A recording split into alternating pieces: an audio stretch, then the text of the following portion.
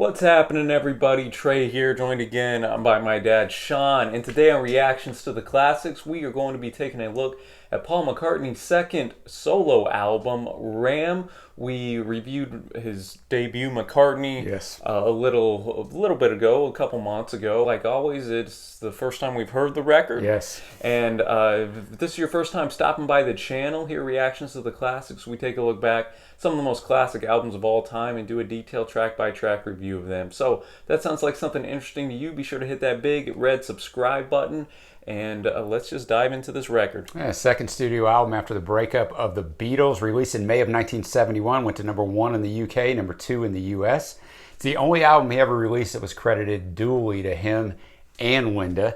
They recorded 21 songs in the studio, but only 12 made it to Ram. As much of the stuff in this time was of when we got into All Things Must Pass from Harrison and Imagine from Lennon. This was recorded around the time, that the Beatles were really not getting along after the breakup. The High Court legally dissolved them. He recorded this at the Columbia B studio in New York, and you mentioned it is like a collaborative project with Linda, but she's mostly just assigned backing vocals, harmony vocals, so it really is kind of a more Paul-driven project. He did bring in some strings, though.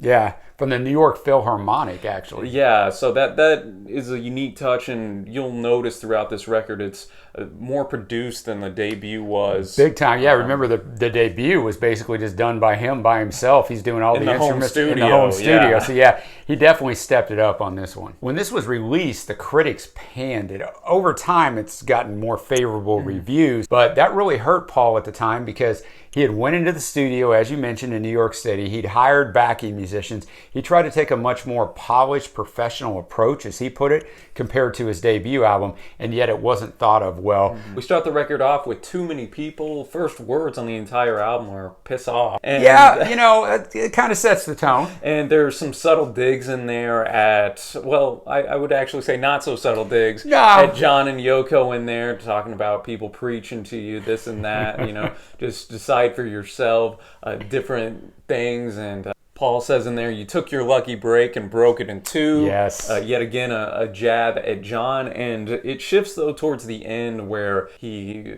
goes throwing some haymakers at Lennon to professing his love to Linda. And she's on here in the backing vocals. I could tell from the jump that the production was quite a step up from the debut. Yeah. And the melody was fantastic, as is many of the songs on the record. Yeah, I agree. And I like this one a lot. It's one of my favorites on the album. It's just really weird when we've gone through the whole Beatles discography to see these guys just absolutely throwing haymakers at each other's throats. Yeah, it's kind of sad to see, but that takes us right into Three Legs, which is most likely a diss at how the other Beatles betrayed him in Paul's eyes. But the studio engineer who saw the handwritten lyrics said it was actually inspired by young Heather McCartney's drawing. So who knows, Trey? But yeah, she had a drawing called "The Dog Is Here," and then that's a lyric in the song. And he's more open on this record, I think, to what he's feeling here. Yeah. There's a line in there. Well, I thought you was my friend, but you let me down. Put my heart around the bend. Again, another fantastic, catchy melody here. I enjoyed the instrumentation behind this one, and I thought this was another hit for me and unique subject matter here. Yeah, and that takes us right to Ram On. Well, a possible story behind this song, Trey, is that when the Beatles were touring Scotland way back in 1960 when they were the Silver Beetles, artistic aliases were very popular. So instead of Paul McCartney, he was Paul Ramon. Ram On. Yeah, I like that. Which could give a little bit of a hidden meaning to this song. Yeah, and it's kind of notes that he's leaving the chapter of the Beatles behind, and it's time to just ram on. There's not a lot of lyrics in here, but the distinguishing mark of this track is the ukulele. Very much so. First time Paul ever recorded a ukulele on a track. Again, another fantastic melody. I'm on broken record here. It's only 2.5 minutes or so, so even though it's simple, it just carries a nice earworm-like sound. Yeah, and, that's a good way to put it. Yeah, and I dug it. This was one of my favorite, and there's a little section of it later down in the album as well. And then that's going to take us to Dear Boy, which is credited to Linda and Paul, yet Paul wrote it about his love for Linda. And Lennon thought the song was about him. Paul says it's not about him. I think, though, in Lennon's defense, when you start out with those first two tracks, I think then you just start listening to it if you're Lennon going, it's about me or not. But what is the song really about? When you really dissect the lyrics, and Paul even said this in a 2001 interview, that it was about Linda's ex-husband, how he let Linda through his hands, and he's never going to find a love that's half as good as she is. And it has a unique production style. It's actually my favorite song on the record. I know you're not as high on it. I'm actually not as high on it. I didn't know it was your favorite song on here, but you can see we don't talk about this beforehand. It's fine for me. I thought the production little studio tricks were nice. It almost is like his voice is coming through a muffled radio or something. You have, different volumes that come in and out on the different ears, and I just thought it was interesting throughout. And again, he just professes his love for Linda, and was a little bit more heartfelt than we had experienced on that debut record. Then we go into a unique little medley here. Uncle Albert and Admiral Halsey. This was actually a #1 song in the United States. It's in 2 distinct parts, and contains also some unfinished fragments of tunes weaved together, similar to the medleys in Abbey Road. This featured the New York Philharmonic Orchestra. It was actually arranged by George Martin. Public didn't know that until 30 years later. Yeah, it's crazy. George came in to help him out. I thought that was pretty cool. And this actually won a Grammy in 1971.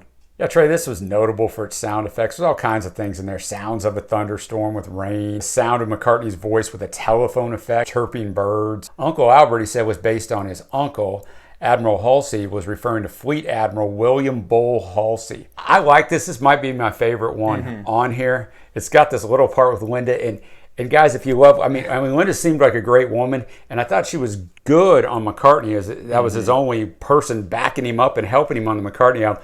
On this one, I personally am just not feeling it so much. It almost seems cartoonish at point. The butter pie part on this drives me insane. I don't know why, but anyway, for me, I still love the song. That's my only kind of reservation about it. No, that's funny you mentioned that, because I thought she added a nice sweet backing on the debut record, enhanced the record, and whereas on this album there are parts that I think she does a good job, but then at points like on this song, it just comes across. Yeah, she's not horrible the whole time. No, it comes across just as a little too much, I guess. That would be a good way to put it. That aside, I think the brass and the string instruments, the differences in the melody, switching from one to another, kept the song engaging throughout its longer run length, and it was a highlight on this record and A-side. And then we go into Smile Away. Yeah, this song is about when you tell people not so nice things about their feet, about their teeth, about their breath. Trey, I would have liked to have smiled away this thing right off side A and just ended with the last track, but we couldn't do that. I don't like this song. It has like a 50s, 60s kind of rock and roll theme to it. I just don't like the lyrics. The lyrics are a little bit hollow, I think. You do want to still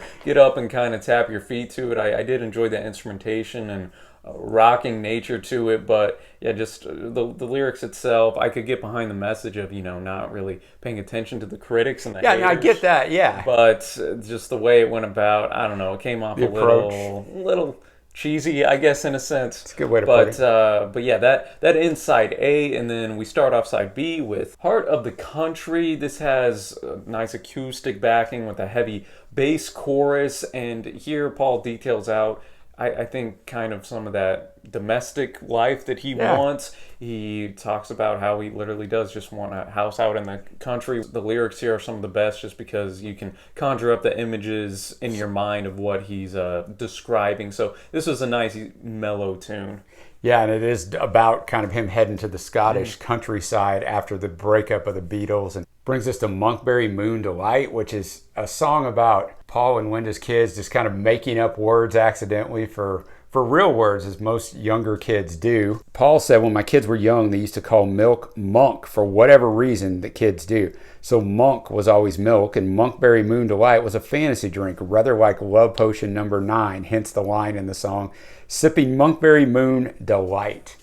Yeah, and this again showed Paul's great range. We had, of course, in the Heart of the Country, a more ballad type softer vocal performance, and here we go back to hard rocking, similar to his earlier maybe Little Richard covers from back in the day. This was one of my favorites on the album, actually. It takes a little bit to grow, I think, if you just first hear it out of nowhere, but once you get it, I really enjoyed it, and it had a sense of fun that really wasn't present as much in McCartney, and he was kind of getting back to that, just making a nice tune that you can rock along to.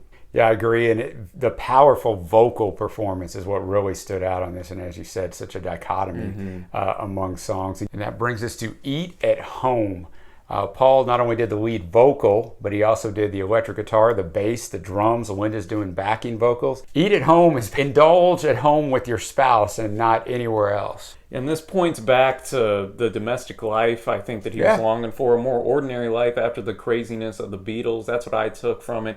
Middle of the road song here for me on this record, but you need to kind of pull out some of these themes that are going on in the early years after the Beatles breakup, and then we start to close off the record a little bit with Long Haired Lady, the longest track on the record, over 6 minutes long. Probably a bit too long. Yeah, I will say that I enjoyed the track. I think if we shaved 2 minutes off, at that 4-minute mark, I think the song could kind of said what it needed to say, and they maybe unintentionally stretched it out, maybe tried to get a little Hey Jude-esque type of song on yes, here. Good observation. But I don't think it really needed it. All that to say, though, I think it was a sweet song, a nice ode of love to Linda yet again. She obviously was very important to him and helped him through this trying time. He questions in there, who am I going to take home tonight? She's going to be the one to hypnotize me, essentially. So one of the more thought-provoking and better songwriting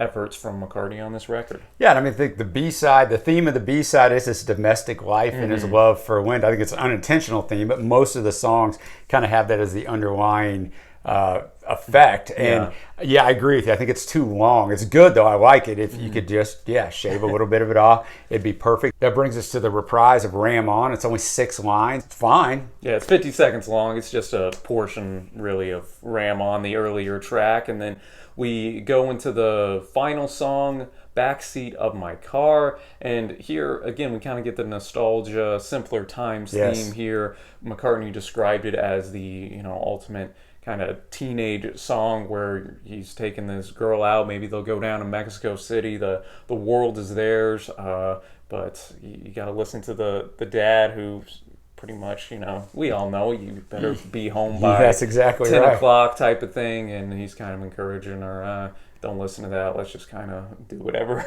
Block out your mom and your dad, basically. Essentially. So this would be in my top 3 tracks. I thought it was a great way. Kind of had some nice, differing, lush arrangements. The piano, orchestra, and also some good hard rocking guitar in here. Yeah, I loved all of that. That's what I was going to say. Just love the arrangement on this thing. That's what it made it really stand out. And the more I listened to it, the more this one kind of stood out for me. That brings us into our favorite tracks, which would be the one we just talked about, Backseat of My Car, and also MONKBERRY Moon Delight, which I can't believe I'm saying after I heard it for the first time, and also Too Many People. Yeah, I enjoy those as well as Dear Boy. That would be my favorite, and Ram On. That'll bring us to our overall score of the record. We weren't incredibly high on the debut, but what do you think of this? Yeah, for me, Trey, I like this a lot better than the debut. We had a lot of people telling us, wait till you get to Ram, it's much better. And it is much better. I think the arrangements lyrically, production-wise, things for me that fell a little flat. There's a few of the songs that I think probably are either too long or don't really need to be in there. Not every song has to have some serious upward meaning. It's kind of interesting where Lennon is with Plastic Ono Band and Imagine, and where Paul is over here with McCartney and Ram. Not that I'm comparing the two, but it's interesting, like lyrically, where they are. Lennon obviously a much more introspective, and then Paul, we got into more personal stuff on this one, but still kind of a lighter fare. But for me, it works. It's a 7.75. Yeah, I'm going to echo a lot of thoughts you did here. I thought that the production value was tenfold better than McCartney. Just it was nice to have the New York Philharmonic in there, the brass sections, better guitar work, and just it was a more interesting record from start to finish. For sure. More stuff to look out for. So I'm going to be in the 825 range. I enjoyed it. I'll be looking forward to some Wings action now. That's what's up next. We're going to be into that era. So if you enjoyed this, y'all, be sure to hit that big red subscribe button. We upload multiple times a week in a variety of genres. And until next time, thank y'all so much for watching. Happy listening, my friends, and we will see ya.